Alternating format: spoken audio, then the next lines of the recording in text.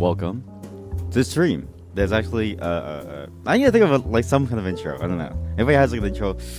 I'm gonna be sucking up the spit a lot because again I eat something spicy. My bad. Oh god, I didn't expect the spice to last this long, so I was like, I don't really know if it's like I didn't really think it would be there for like a while. So, but yeah, welcome. Today's stream is gonna be a bit of a small special event, not like a super special event, but kind of a small one. Today, we're gonna be doing some interesting things. We're gonna be checking out. Sorry, the spice. Old software. A lot of game ads that I've been getting on my thing that I've tailored down. There was at least like 50 of them, and I tailored them down to like the top ones that made me go, "What the?" You know what I mean? There was one that I couldn't save. There was one that literally said, where the character just like looked at someone and it said, "You're a cock," and I was like, "Okay, that's funny," but I didn't record it.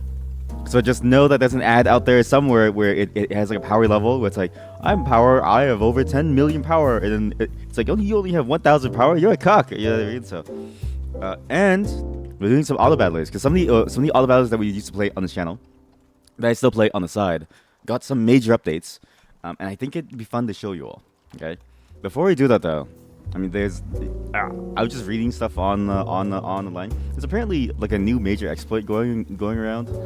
I don't know enough about it to really speak on it because I only barely skimmed the actual like post itself. But the basic gist of it, I just posted inside chat, is that it was done over like 2 years. It wasn't even like a down low kind of thing. So imagine open source software. Everyone knows what's like going on. You have teams behind it, and the only way to get something in is that you have to speak with the team, right?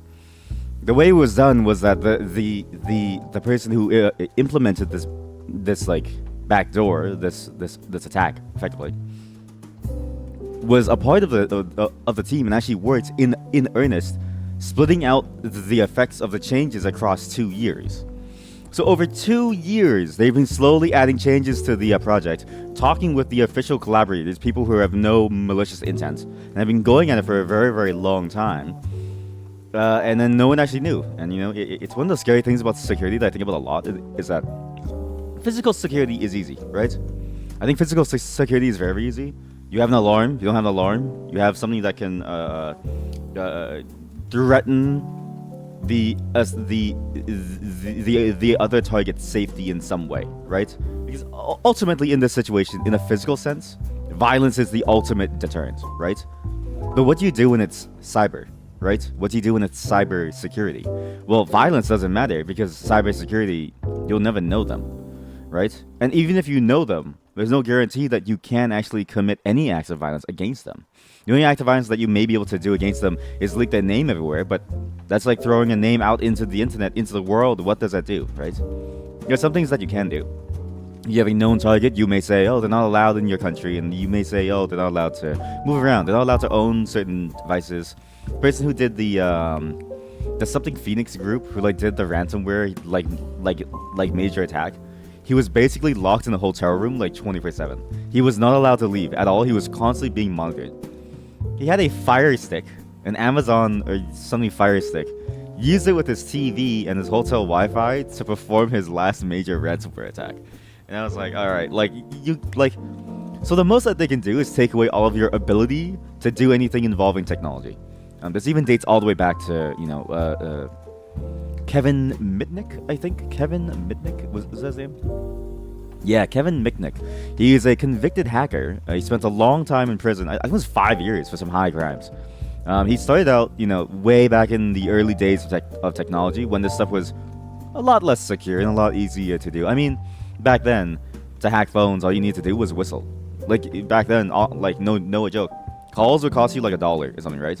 The way to hack it was you just whistle into the phone, a specific tone, and the system would automatically push you through.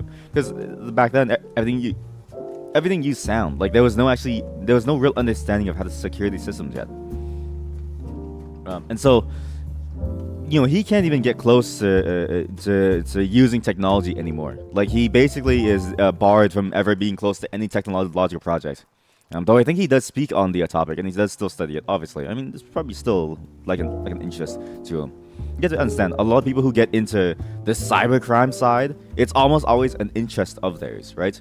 It's different from like physical crime, where physical crime, it's often a crime of opportunity and often a crime of means. So it's like, do you have the means to feed yourself? No. Okay, well, you would probably do it because it's fairly simple if you think about the logistics of what physical crime is. But cybercrime is boring. It's really, really boring. There's actually nothing really about it.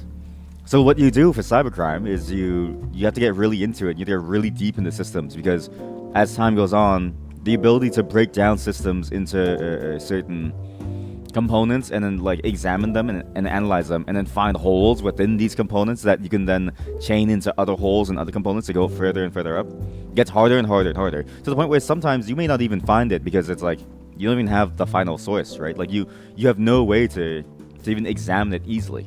Obviously, that doesn't really stop you. There's reverse compilers. It's fairly simple. There's Ghidra. There's the other one that's not the NSA's. So if you don't want the NSA to know that you're reverse compiling, there's a paid one that everyone used to use. EDA Pro. That's the one that everyone used to use, but it also costs like thousands of dollars. So it's like I gotta choose. But yeah, it's strange how it's like born out of a desire to learn and just a curiosity, but that energy is sort of like directed into a very poor angle. But this is one of the more interesting attacks because this is a well-known attack that's affecting a lot of things that everybody got a notice about. Literally, everybody got a notice about this. This affected a lot actually. It affected a lot. I actually got like a bunch of calls and texts late, and I was like, oh boy. But yeah, it was interesting. Thankfully, it seems like it's mostly fixed, and it was just dependent software. You just had to update the dependency, which for the most part it was fine. It was fairly easy. You would, it's only annoying when you need to update from a very old version, but at that point you get what you get, right? Like you know the risk of like doing that. Yeah, but it's fascinating to me that this type of attack can still happen, and that the fact that this type of attack can happen is so in the open, right? Across 2 years, with somebody who's been a part of the project for a long time, who's been adding a lot of trust into the project, and then all of a sudden goes into it, right? Obviously, there's no telling if that person was still the same person who like did the changes that ultimately resulted in this exploit, nor is it necessarily clear if it's intentional. I think, but that was the speculation that I read last night. So I read as well as sleeping last night. Again, accounts can be compromised. Happens a lot. A lot of game developers, it happens to with them. I think the Tales and Tactics devs, whose game we're going to be playing today, because it's a very fun update. Their Discord server got compromised because one of the devs got compromised. This happens a lot, right? Account compromise. Having your account compromised it's very, very easy, and so it's still not clear if it's the same person. But if it is, can you imagine the level of sophistication to go over like 2 years? Again, it's like being like a deep state spy or something. Like you just go in for like 2 years, work in this place, and then all of a sudden, it's like a sleep agent, right? Do it, and then you like hear it on the phone, and your brain says, "I'm gonna do this." You know what I mean? Like it feels almost like. It feels almost like fiction than it does reality, and yet life is stranger than fiction. Of course, cybersecurity people, or any security person, I think knows the risk of doing this. Especially the more you work on very fundamental or very, very serious important things. There have been documented stories of people working in nuclear programs who went back to the home country just to visit their family. They get kidnapped. Because that home country also needs some information about what they do.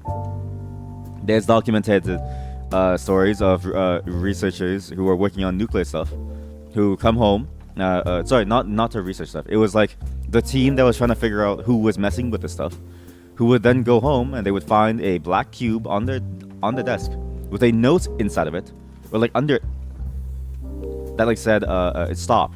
And it's like, okay, like that's, you know what I mean? And that's real. Like that actually happens and it's documented. And it's in like crime reports and like stuff. And so it's like, it's not an uncommon thing to happen. Like it's uncommon, but it's an unknown thing that can happen, right? That the people who are doing these kinds of attacks will want to get in very, very deep into these systems to make it happen, right? Again, the easiest way to do an attack is honestly through the human element. The human element is what? Trust and the and sociability, right? If you can exploit those, you have a way into any system, no matter what it is, physical, virtual, or otherwise. So it's a very fascinating topic. I'm gonna read more about it after stream because I'm so curious to see if it was actually over 2 years. Because again, that's a long time to dedicate a lot of your work towards that, and knowing that you'll never be able to come back to it ever again. Like that's, you would have to pay me like millions of dollars to be able to like do this, because it would mean that I would never be able to find work ever again, right? Like it would take a lot for somebody to do this, and even then, it takes a lot of cojones for somebody to like do it, right? Although now it's a lot easier. I mean, nowadays, honestly, if you're behind a couple of like, you know, what Uplink calls proxies, but honestly, I mean, basically proxies, yeah. No one can really find you, right? You can anonymize yourself fairly well, especially if you operate outside of the country that you're doing the attack in, right? Like if you're trying to attack an American, you know, security infrastructure, and you're not in America and you're doing it virtually, there's basically fuck all they can do. It's the reality that they just can't track you. Like it's really, really hard to. And oftentimes the way they track down these people is because of their hubris, they get very, very egotistical, and then they just talk about it themselves. That's how the guy who ran the Silk Road got taken down. Silk Road was a famous dark web drug site. He just used his real email on some things and just kept talking about it. And I was like, okay, like, dude, like, that's how you get caught, I guess. That's kind of stupid. And the other way is that you talk to people around them, because they have to work with people to get this stuff done. And so as long as you get one person in like this like chain, and you follow that chain all the way up, you can eventually find them. But if they have no information, no chain at all, there's nothing you can really do, right? I'd be surprised if they can find some figures that I think people are just kind of like, you know, aware of in the industry and also outside of the industry, like Creative Bitcoin, for instance. I'm curious if they actually know who that is. There's a lot of speculation, but you even see like the speculation that happens trying to find that like person. You see what they do to try and like figure out who that person is. There's a lot of little details that they talk about, right? When they committed code, what times did they work, when did they usually reply to people, stuff like that. There's a lot of things that you can go on to try and narrow it down, but even then, you narrow it down to an entire continent, to an entire nation. It's like, okay, somewhere in the UK. Well, how many people live in the UK?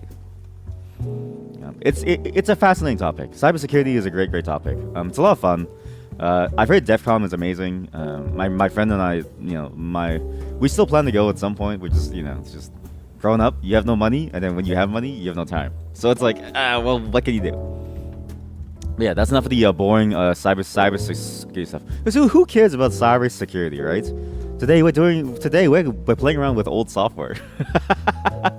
We go from one boring topic to the next. But today's old software is gonna be interesting. I took basically the best ofs that I had heard about, and that, you know, I was able to find like open sources of it, or things that were easy for me to buy, like that didn't cost me an arm and a leg off of eBay. So today we're doing some old software. Some fun things today. We're going to be doing everything from a rudimentary chatbot that uses more psychological tricks than does technological tricks, but it still works fairly well from what I've heard. All the way down to some of the progenitors of some genres of games even. So we're going to be exploring a lot of these different types of games.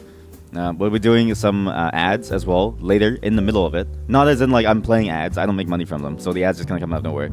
I'm going to show you some game ads that I've been finding that have been absolutely mind-boggling to how bad they are, as well as just some weird ads that I found, just like reading stuff or like just being online on my phone.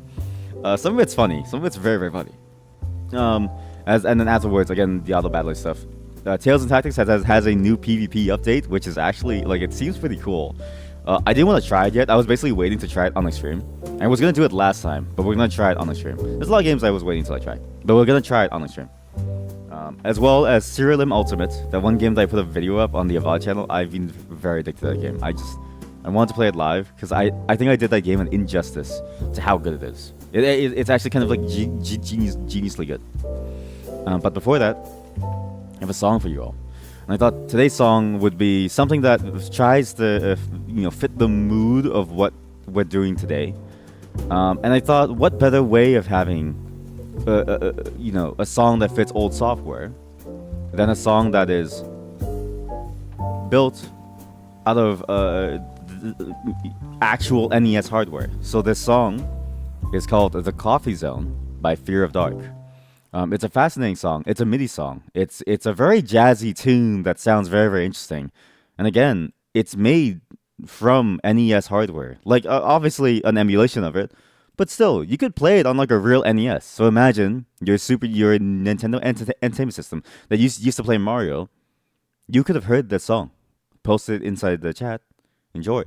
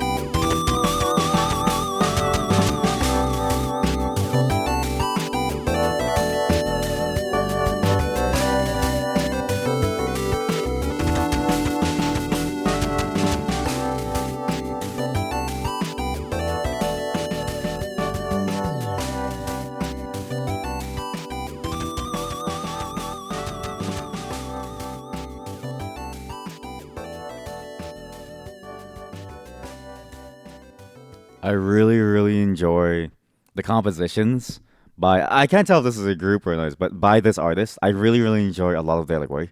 And again, think about how crazy it is that they made that on real hard like on actual hardware that could be played, right? So you could take any NES any NES, load that song up onto it, and it would play it. Imagine playing a game and it had that song. You would go like you would honestly be like, "Yo, this is sick." That song, the way that it composes itself into like a nice jazzy tune, it's such a nice, interesting use of the sound chip because again, all the noises are very simple, right? It's a lot of like twangs and whoops and like zeps and zaps. You know what I mean? Like it doesn't really sound like very jazzy or very smooth. Usually, I mean, it sounds more electronic than anything, right? I mean, a lot, a lot of music uses those same sounds when they're trying to fit like a more electronic sort of like vibe. It's usually very hard to hit like a very particular feeling with these limited types of sound bites, right? And a lot of it's based on just the math around how it works. In fact, the reason why I know that song because of a channel called KYLXBN, who made a video on creating the perfect NES chip. It's a very technical channel, but basically the person who has that channel made a video about creating the perfect NES chip, which I thought was fantastic.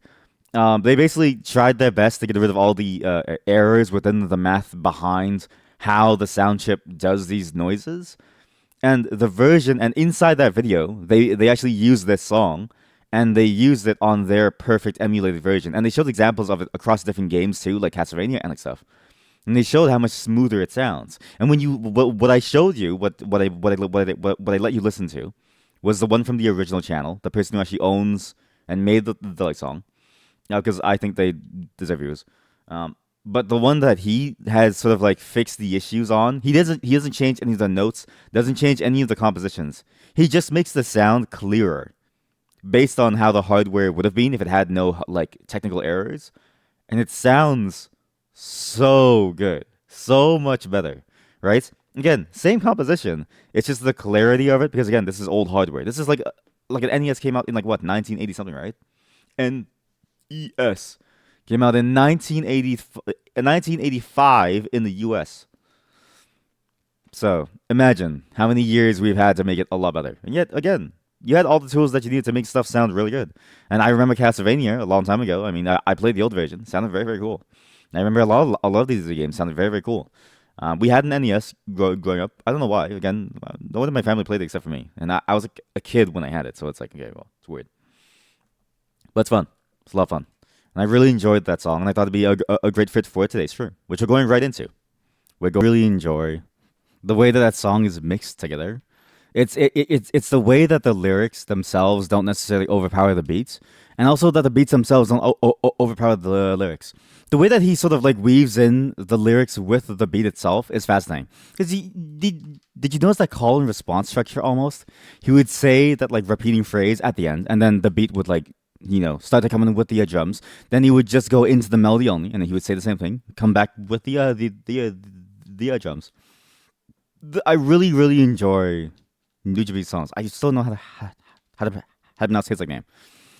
My brother actually showed me Sampling Champloo as soon as it came out, which is probably bad because I was like maybe like 9 or 10, I don't know, somewhere around there. But it's a very violent anime series.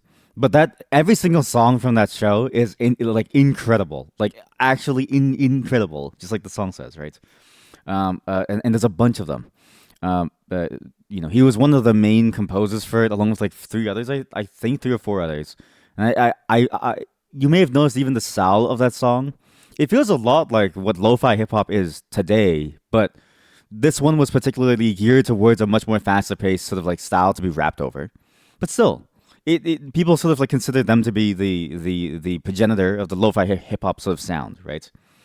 He died 2 years after the show came out. It was like, oh man, like no more music. At the time, I thought, oh man, no more music. But even through all the discography and stuff, it's also fascinating to see how fragile life is. And that music always reminds me of like a time of like, I guess like remembrance and like moving forward and like just sort of like the solemnity and the serenity of that fact. I figured it'd be a nice song to cut us away from the old software, right? We started with the MIDI, which is kind of like the heyday of the old software stuff, the when it's like the most alive and when it has the most energy, all the way down into what it is now, where it's like we've moved past it now. Now we have to move forward, and now we move forward into all these other cooler things, right? Him and Jay Diller, I used to listen to a lot when I was younger, so interesting to see. Now, also the director of Cowboy of Samurai Champloo, also Cowboy Bebop. I found out recently actually because I was actually curious what he like made afterwards. Because the latest thing that I remember he like made was Space Dandy. He's also making a new show actually that is going to be on the it says here Wikipedia says at least the Adult Swim Toonami programming block. Which again, Adult Swim usually pretty much every show that they have slaps, but in particular, this is crazy to me because the